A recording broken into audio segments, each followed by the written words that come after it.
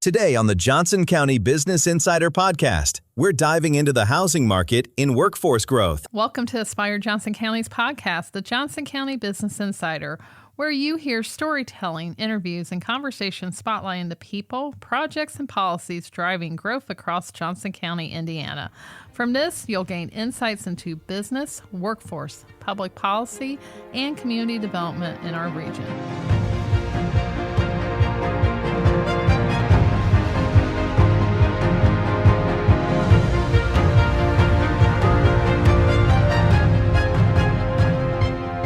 We're excited to share that the Johnson County Business Insider podcast is presented in 2026 by Citizens Bank. This podcast is brought to you by Citizens Bank. Citizens Bank, serving South Central Indiana since 1931. Building strong communities one relationship at a time. Learn more at citizens-banking.com. And thanks also to Centier Bank for supporting today's conversation. And today I'm joined by three guests representing important perspectives on this topic. Amanda Ott with the Johnson County Housing Coalition, Rex Ramage with Pulte Group, and Chris Watkins with Mike Watkins Real Estate Group. Welcome to all of you and thank you for joining us. Let's start with Amanda. I'd like for each of you to tell our audience about your organization and role. Yes, thanks for having us today, Angela.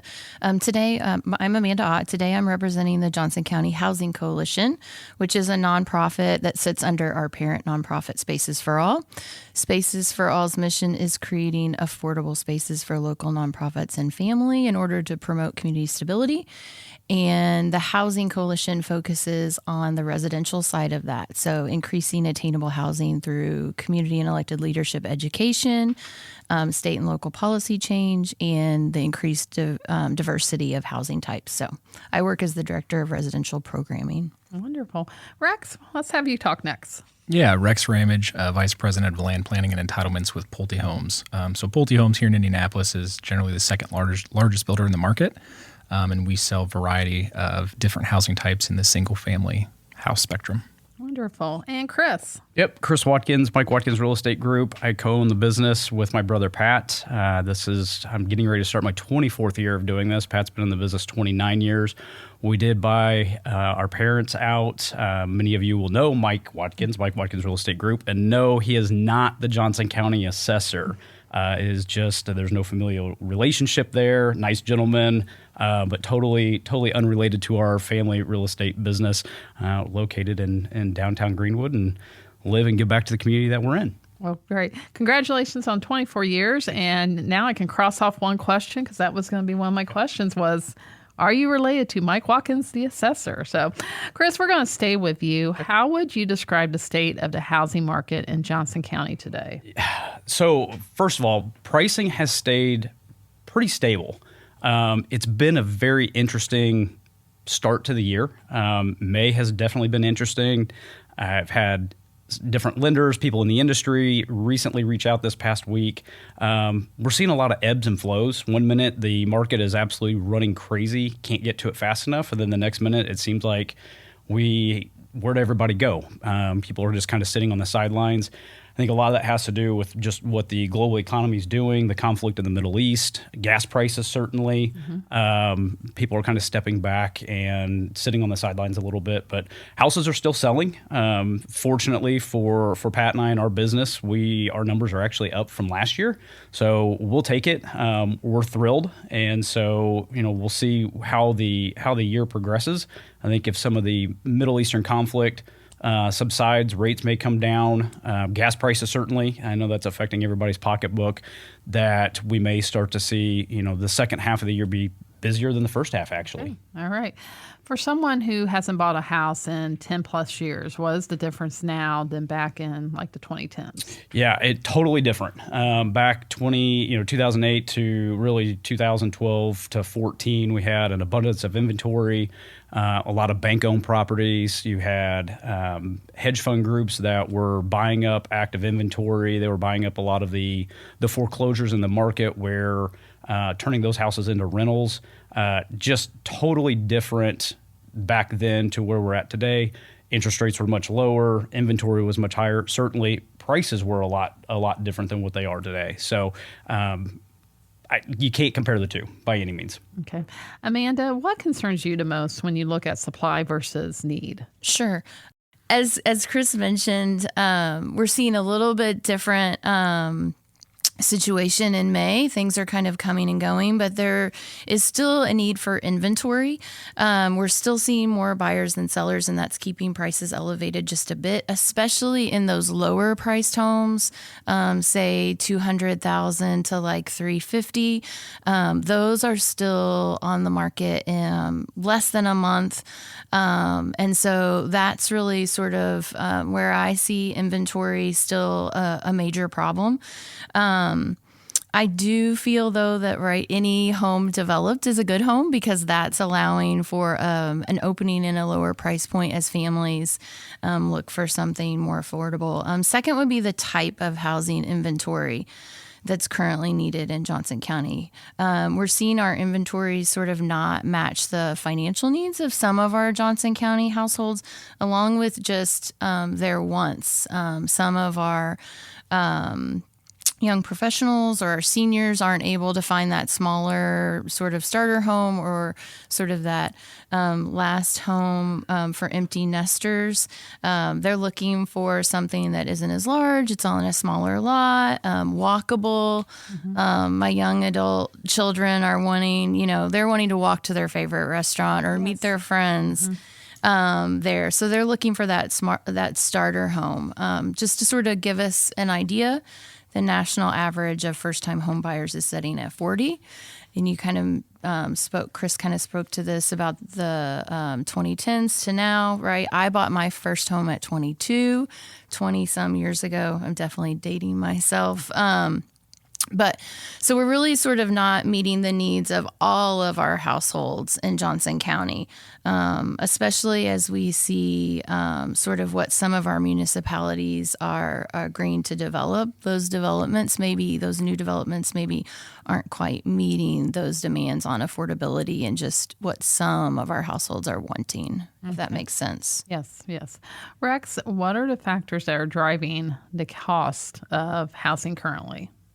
Yeah, I think Chris and Amanda both touched on some of those things. It's certainly the inventory, the limited inventory, the elevated construction financing costs, which we'll talk about in a second. And then obviously we have this polarizing demand that, as Chris mentioned, comes and goes, but there still is a very strong demand out there. So there's just limited supply. So on the construction side, it's a local business, but it's a national crisis as far as affordability goes. And we're facing the same pressures here that everyone else is across the country. And that's, lumber is expensive.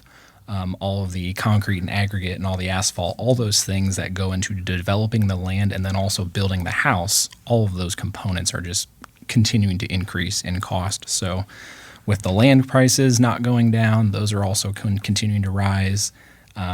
We have to focus on a different way to build a house to make things more affordable. And quite frankly, Pulte it's really hard to get into that affordability space. Okay. So we target different segments of the market. Okay.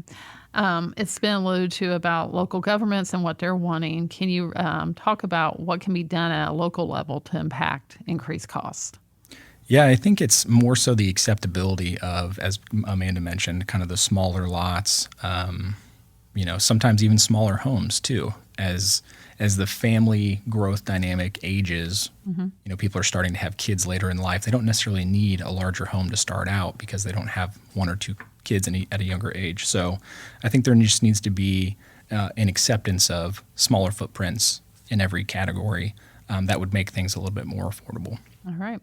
We hear terms like affordable housing, workforce housing, attainable housing used often in these conversations. Amanda, how do you define attainable housing in Johnson County? Well, that's sort of a fun question with a moving target, right? At the Housing Coalition, we define attainable housing as any kind of housing that costs 30% or less of a household's monthly income, right? Every household in Johnson County is going to look different. All four of us sitting around the table, our attainable or affordable definition will be different. And And a bank doesn't want households to spend more than 30% of their income on housing, right? If you were to go get a mortgage. And part of that is it doesn't put households in a sustainable financial situation, right? So, and that's not even talking about any other debt that they might have, right? That's not even part of our conversation, right? So, we have households spending too much or their cost burden, then that also doesn't help our local economy.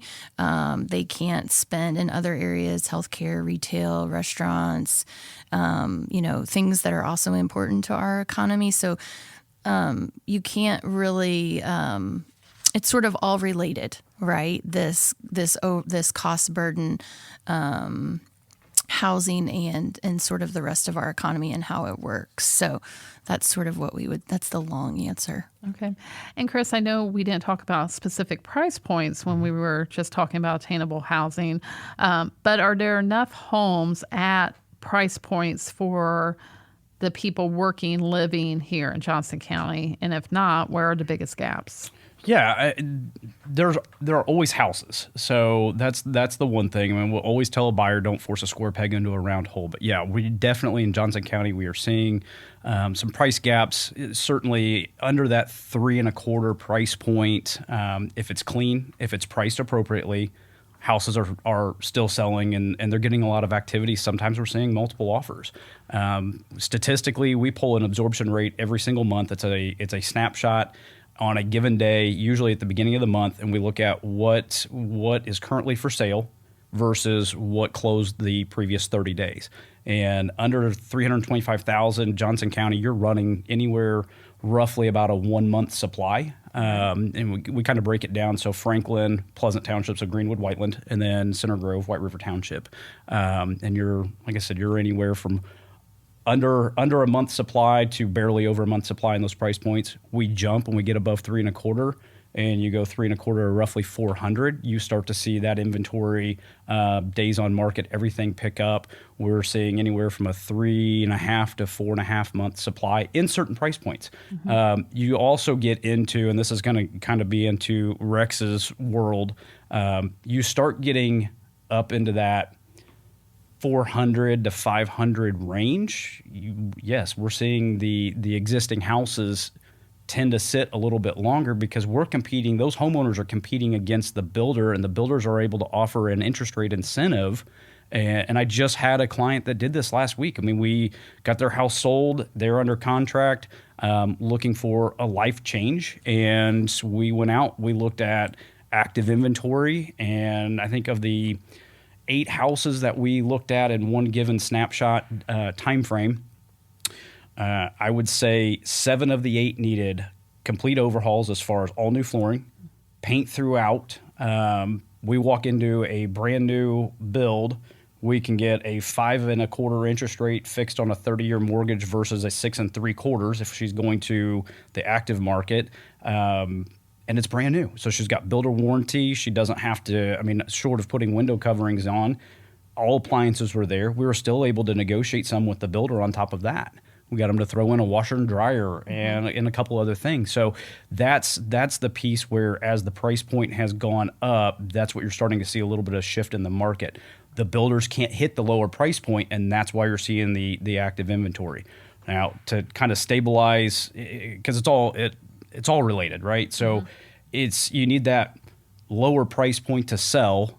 That seller is going to then move up into a different price point, and it's the trickle effect. And this time of year, it's a 60 to a 90 day kind of progression as you see the different price points get more active.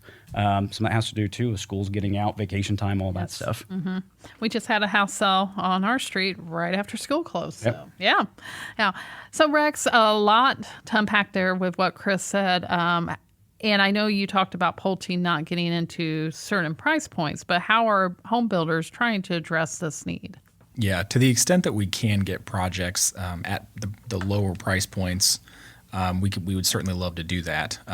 As we've all kind of talked about through the show here, it's very hard to do. So I think Chris hit everything that I was going to say. Hit the nail on the head. Interest rate, ability to get those lower than the open market. That's certainly one thing. But I think we're really seeing our role here as trying to provide the first or second move-up home. Okay. So that it allows people who are living in the existing housing stock, potentially at a lower price point, to move up or move out of that home. And then that existing housing stock can be somebody else's first home because it is a more affordable price point. So that's at least how we feel about it, at Pulte, just because it is so hard to hit that from a new construction standpoint and those price gaps that Chris mentioned earlier. Yeah. We also hear a lot about the need for housing to open up with older adults downsizing or wanting to downsize. I know my husband and I are close to that point within a few years, creating more options for people moving beyond starter homes. So how is that affecting also what builders are building today? Yeah. Everyone tries to hit this demographic because it is one of the largest growing demographics, if not the largest demographic of buyers. And so for those that don't know, Del Webb is under the Pulte umbrella. We own that brand.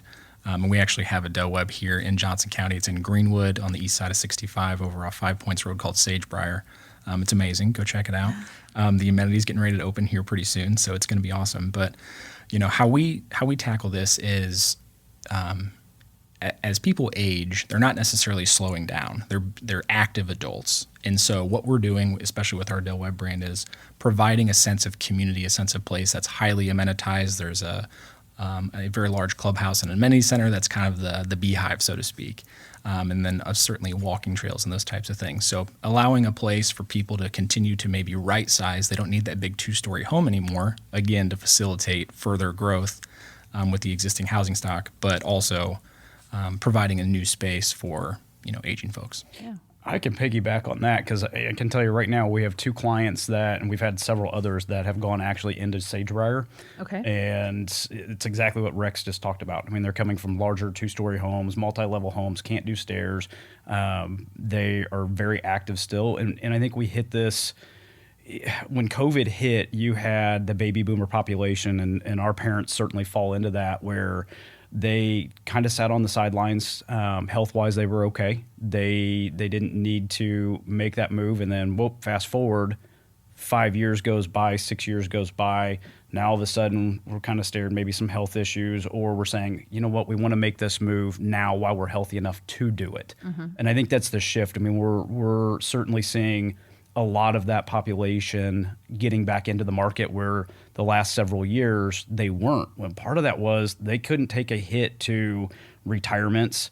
They certainly had a lot of equity in their houses, but there are many of them that are still getting home loans that didn't want to go take on almost an 8% interest rate. And so they just kind of hunkered down, but life's kind of smacking them in the face now. And then when you open a Del Webb community like this and you walk in and you see, the $17 million clubhouse and then pickleball courts and all the walking trails and everything else, it's hard not to fall in love with something like that if you're an active individual and looking for kind of that lifestyle change. But to be fair, that's the only one in Johnson County. Ish. Yes. Yeah, it is. And that's at a price point that is probably not for everyone. Correct. So, and it's age restricted. Yeah. Yep. Correct. Which it's okay if it's age restricted, but also not all of our seniors are probably at the price point that is. We get a lot of phone calls from seniors looking for options, and they're just not there in Johnson County. Mm-hmm. Let's tie this to workforce and how housing is a big part of attracting and retaining talent, and also employers. So, Amanda, talk about how housing availability impacts workforce stability. Sure. Employers need employees up and down the pay scale, right? If the county doesn't have the housing that meets both the lowest and the highest and all those in between, right, employees struggle getting and retaining employees. And that's sort of one of their biggest pet peeves, right? It costs to train new employees. And so retaining employees is really important. So housing availability is one of those top priorities that prospective employers look at when they're trying to figure out, are we going to develop here? Are we going to look at a different location, right? So I guess we talk a lot at the Housing Coalition about how much housing and workforce is really tied together. Those two conversations are hard to split, especially when we talk about prospective employers and sort of what that might look like in the future for our local economy. And Rex, are employers part of the housing conversations or conversations with builders? In a direct manner, no, we're not having direct conversations, but indirectly, yes. Housing is there's always a demand in certain areas for housing, and then it's based on the supply as well. So if you have a place like, Greenwood or any other city or town in a growing area that's constantly pushing out all these economic development opportunities, relocations of jobs and headquarters and attraction to the local economy, we certainly want to be part of that to help provide housing for those people. Okay. And Chris, are relocation or recruitment challenges tied to housing barriers? Yeah, absolutely. I think they are. I mean, I think it's one of those where if house prices are rising faster than wages, certainly it's going to force buyers to go elsewhere. And if you don't have employees coming in, or it's harder to get those employees to take jobs in an area because of affordability, they're either having to move outside the area and drive in, which means now more wear and tear on vehicles, gas prices, everything else. And then if the employees aren't coming into the jobs, then are the employers going to, relocate to Johnson County? Or are they going to look for other areas and incentives from local, cities and towns? Yeah. I'm going to start with Amanda to answer this question, but please chime in, all of you, on this. What partnerships or policy changes are needed? Okay, so if we look at partnerships, we're really needing to connect with local councils because your councils are really the ones that are making decisions about what gets developed, and Rex can probably speak to that as well. But we really need elected officials to make sort of tough decisions that's data driven rather than sort of anecdotal information they're getting from the neighbor or the guy they see at the local restaurant, sort of those not in my backyard situations, right? We really need them to look and see, okay, so this is how many homes we have at this price point. This is what we're needing. We also really need employers to speak up if there are needs that their employees aren't finding. We really need them to talk about how housing is an issue for their employees. We need people that are looking for homes if they're not finding what they need to talk to those council people about so we need these partnerships to sort of speak to what is actually happening in situations. So local government would be key, sort of for them to work with nonprofits that are sort of finding creative ways to solve problems and talking to developers and realtors in a real way, outside of maybe business decisions. I think that's also really important because, like I said, those council people, the planners can bring the developments in, but if the council people don't understand sort of those needs and sort of how that's going to work for the community, then that's really problematic. Policy changes. We really need our council people to understand that not every neighborhood has to be an all brick home or every neighborhood has to be custom, right? There are ways that we can make decisions about how our towns are developed and in different parts of our town really understand sort of what that might look like, right?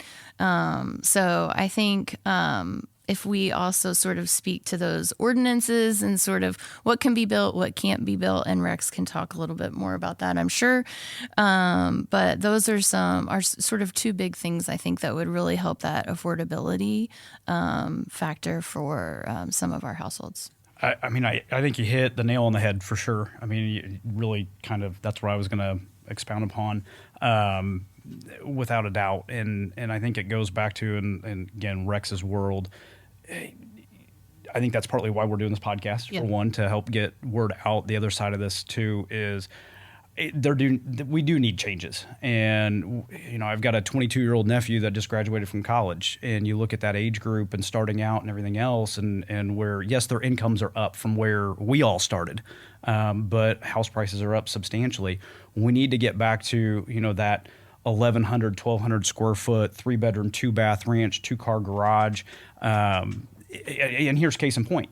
I was working with a buyer roughly that age group. Parents are past clients, so they tell us every time we see them. I think we're on the 7th or 8th house now for the family, but literally could not find anything for their son in Johnson County that was in his price point. We actually had to go into Shelby County, and we were able to get a 3-bedroom, 2-bath, 1,200 square foot, brand new house, builder warranty, everything else. It was a great move. We took a great buyer out of Johnson County because of some of our local ordinances. And so to me, we need to get back to that. We don't have to have hardy plank on every single house. We don't need the 50% brick. We don't want to go back to the CP Morgan days where you're zero lot lines, you got mold growing on the houses because they can't breathe and get sunshine and everything else on them. But at the same time, we've got to be able to adjust what we're doing to still have to keep these first-time buyers this lower price point. It could be even a move-down buyer from that case. But we just need change at this point so we don't lose a great buyer pool that says, hey, you know what? I grew up in Johnson County. I can't afford to live in Johnson County. I'm going someplace else. And their careers take off and they go, you know what? I kind of have this bitter taste in my mouth. And now we lost generational moves. Mm-hmm. So, yeah.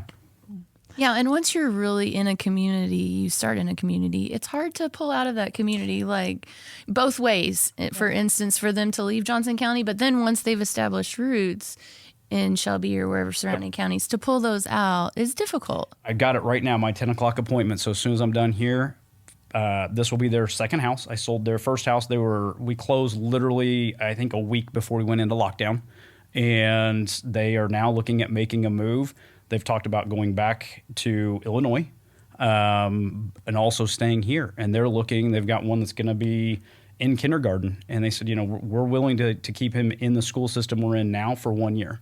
But then we want to be locked in the community. I said, been there, done that. My kids are much older, and we're in a situation where I said, you got a year or two, really, until you get into that third grade-ish and you start creeping into, looking at what middle school is going to look like. People move all the time, but yeah, they'll start getting embedded in school systems and activities and everything else, and they don't want to move them away from their friends. So absolutely, it's very real. Okay. All right. They teed it up well for you, Rex. What would make attainable housing easier to build? I think everything they said was kind of spot on. I'll play middle of the road here just for a second. It's very hard to have a base set of standards for different zoning classifications and what that would allow anybody to come in and build without any approvals necessary. So I certainly understand it from both sides. I've worked on both sides of that table. But I'll go back to kind of the acceptability, the open-mindedness to have the conversations that Amanda and Chris had talked about with local elected officials, with local planning and zoning leaders.